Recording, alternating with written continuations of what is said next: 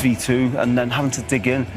This game was always going to be such a difficult game for England to get through, and but the importance of this game this will give the players, the coaches, the manager, and now the fans as well. This will give them the belief that we can go all the way and win this tournament. And we've heard other countries, the media in other countries saying that England haven't been great, but what this has shown, that we've got a team there who are capable of winning this World Cup, who are capable of getting through difficult situations, and the belief this will give to them players is going to be huge. Well, Tuchel said, didn't he, as you go deeper into the tournament, you'll see the real England, and that's, I think, what we saw tonight. In terms of Mexico, the way they set up tactically, there was always going to be space for England to run in, and they had to capitalise on that, and they really did. We don't want to go overboard, but they really should be proud of that performance tonight. They really should. But the big players tonight, I know, listen, the whole team were excellent, I thought, in different ways in terms of having to dig in, defend, but when you need these big players, Jordan, you'd think of the spine of the team. Jordan Pickford, I thought the two centre-backs were really good tonight. Declan Rice in the middle of the pitch, I thought was excellent. And then Bellingham and Kane. They really turned up tonight, and we need that in the rest of the games. Let's get back into the Azteca then. It is a scene of some iconic moments over the decades since it first opened. Alan Shearer, was this one such moment for England? Oh, absolutely. I mean, every single player, the players he brought onto the pitch were absolutely outstanding, fighting for their country in what is such a tough atmosphere and an iconic ground. And down to 10 men, wow, I just thought every single one of them was superb. What was it that particularly impressed you? Was it about the different ways or the different problems that they had to solve throughout that game and the way they dealt with it? Was it about their resilience? What was it? Everything. I thought everything was just superb. I just thought from the off, the way they tried to manage the game, their energy, the way they took the game to Mexico, as I said, in really difficult circumstances, and then to get the goals, and then to be hurt so soon afterwards, going into half time with that goal to make it 2-1. And then I thought the start to the second half was really positive, but then they get the red card and the penalty, and it's like, oh, what's going against us again? But I just thought the way they stuck together and their attitude, and the manager's substitutions to go 3 at the back or 5 at the back and defend as the way they did. And Pickford, who had a brilliant game, I was critical of him in the DR Congo game, but I thought his 2 or 3 saves today, and also when he was coming out and taking the pressure off his defenders as much as he could, I just thought every single one of them were superb. Wayne was saying that this is the kind of result and performance that can give England fans belief, England players belief, the whole England setup belief. Do you think that's how they celebrated, and do you have belief?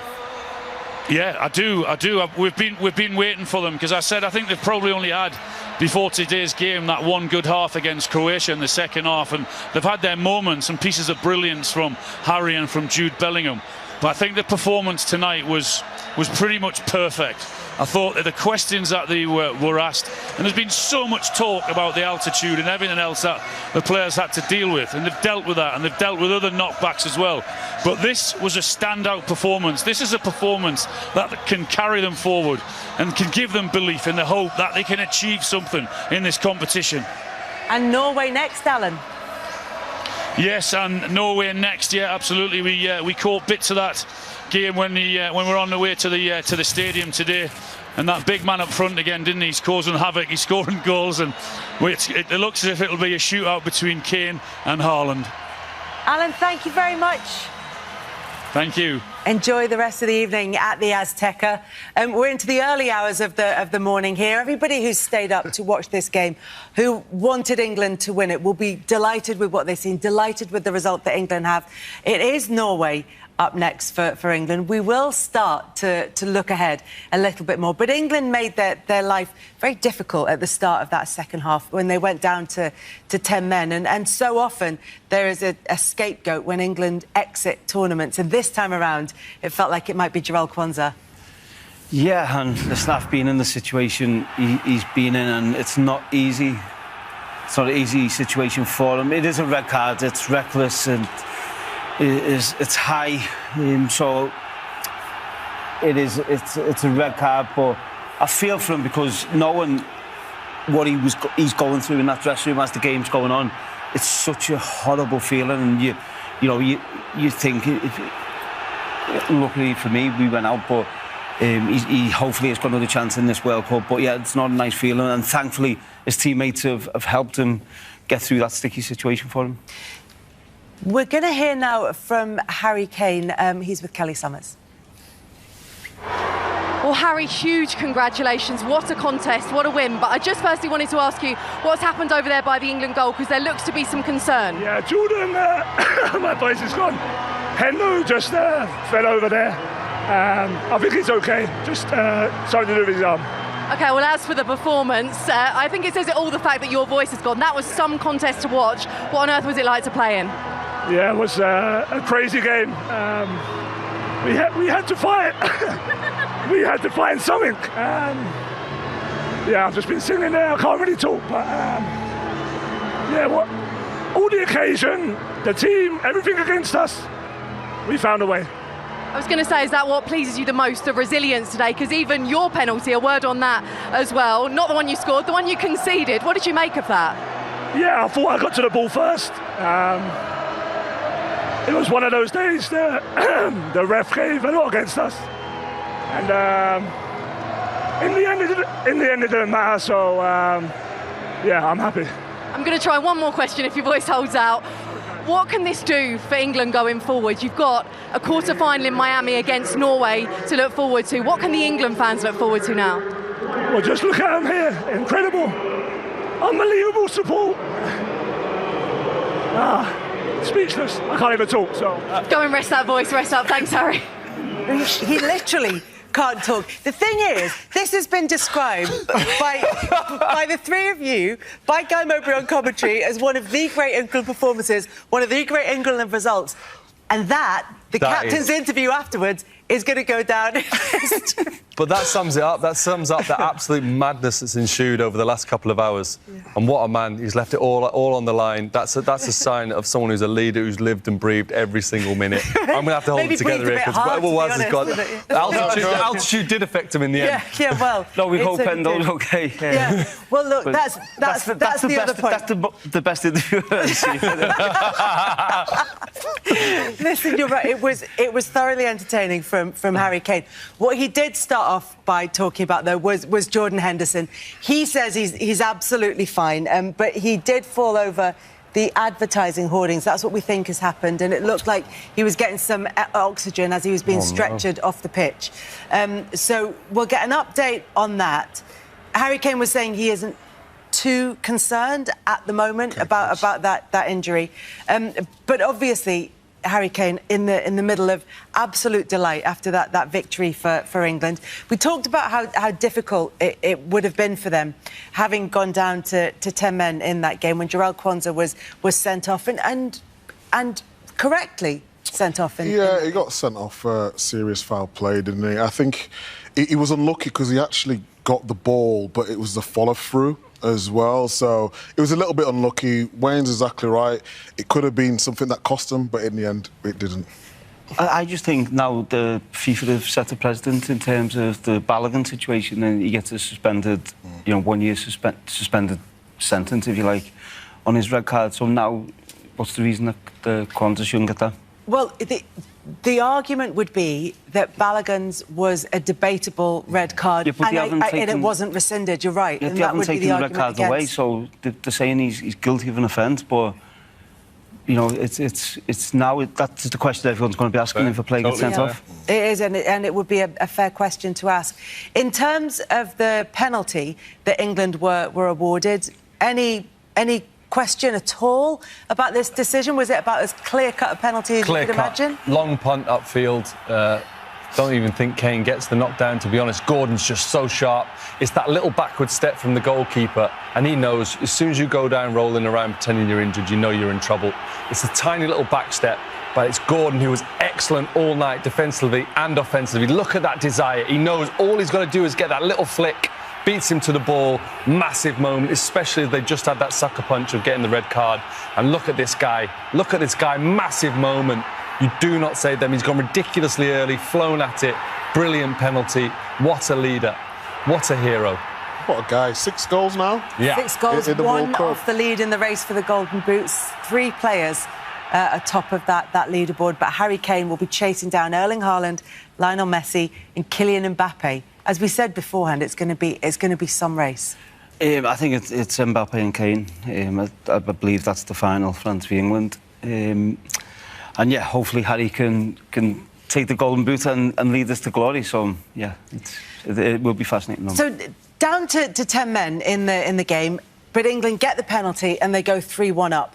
And you think, all right, well they've maybe done enough. As we thought in the first half, England maybe have done enough in order to get through this game.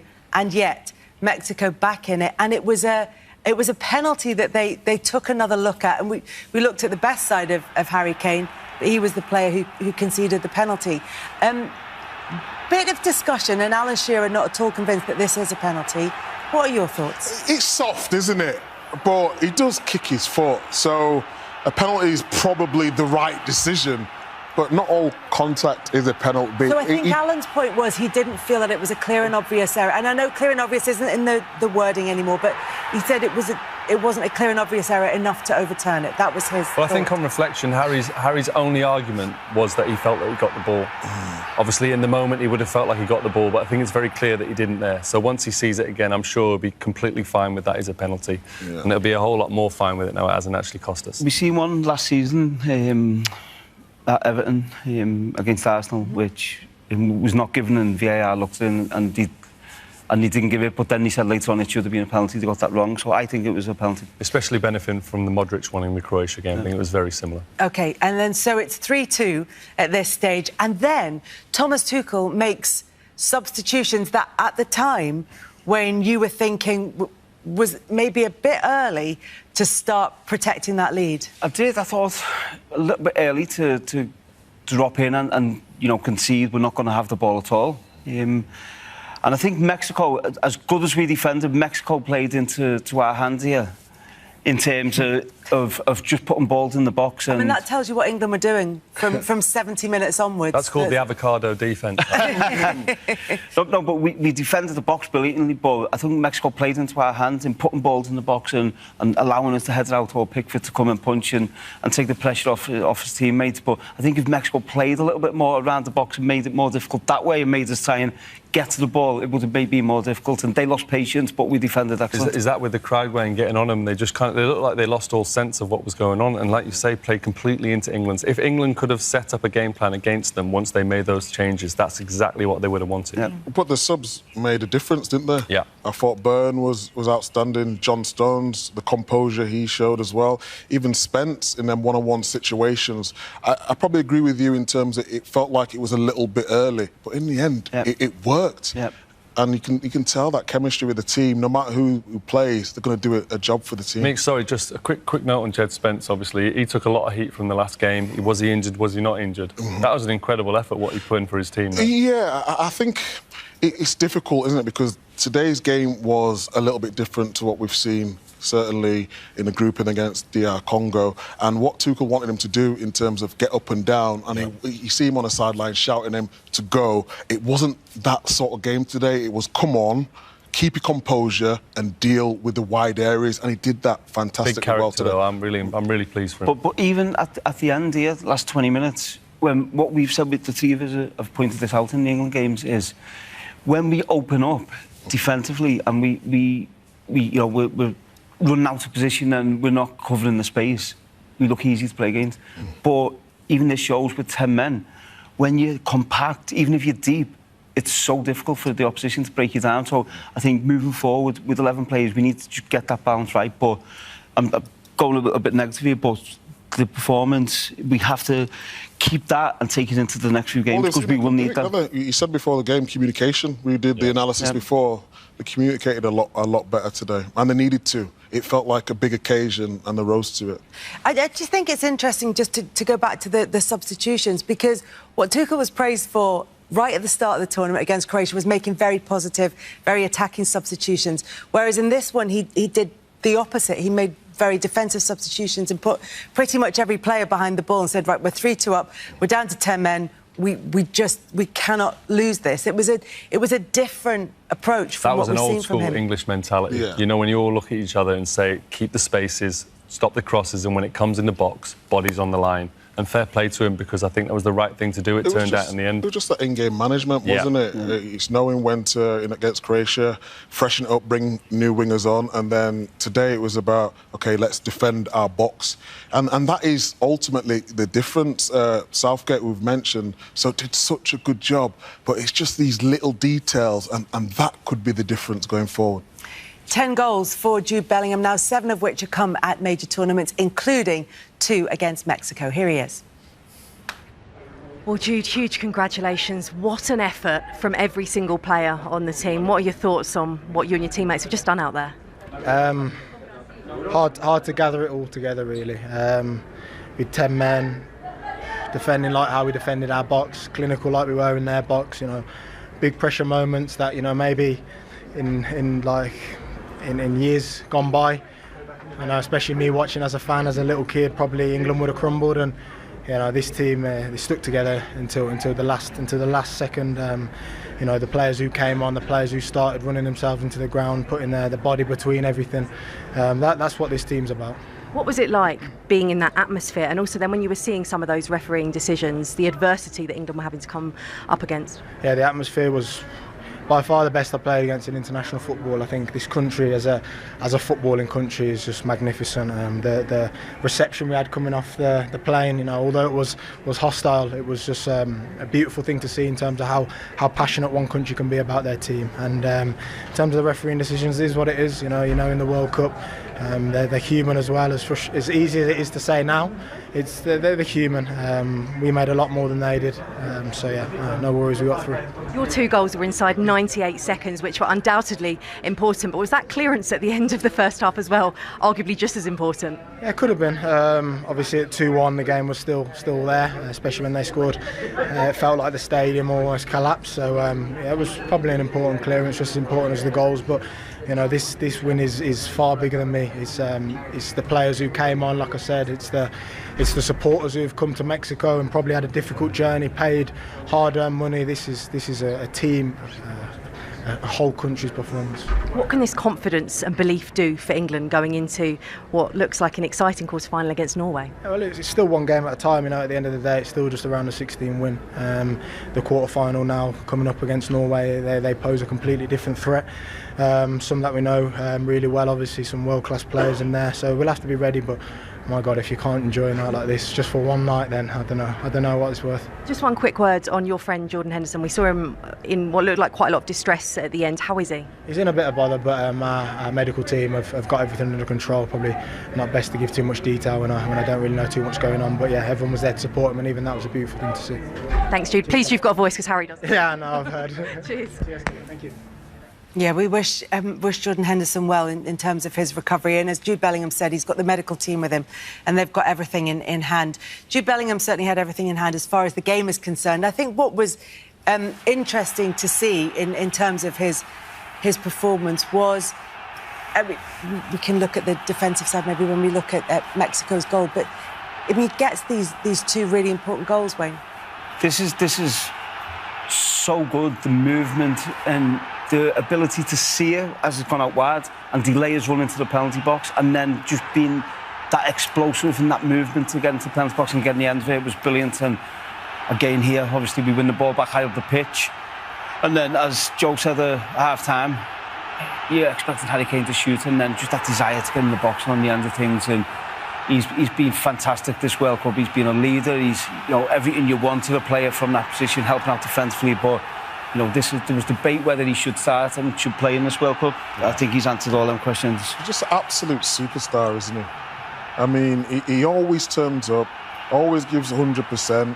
Yeah, he's got that confidence that some might say is arrogance, but to be that type of player, you need that. That is the difference. And when he puts on that England shirt, he just seems to go up a level even more. I just love watching him. He's amazing. And while he went, just when you talk about the confidence, while he went out of his way to praise the England fans, to talk about the feeling of togetherness, to talk about the unity within the squad, he did also say that when he was a kid, that this England, or an England team that he watched when he was a kid, would have crumbled. So just quick maths, 2018 when England reached the semi-finals, he'd have been 15. So I think he's talking about 2010 and 2014, and I didn't know if anybody wanted to say anything about that. Well, we didn't crumble, we didn't turn off. We didn't do enough to crumble. So, yeah, no, listen, he's completely right, and you just hope. I think England's got a team, a togetherness, and I think the manager's been very bold with his squad selection, and I think they've got everything in place now to go all the way, I believe. So we hope that they don't crumble. One of the players that you've all singled out as having had a particularly good game, the whole squad had a good game in this match against Mexico, but one of the players they've singled out, Anthony Gordon, we can hear from him now.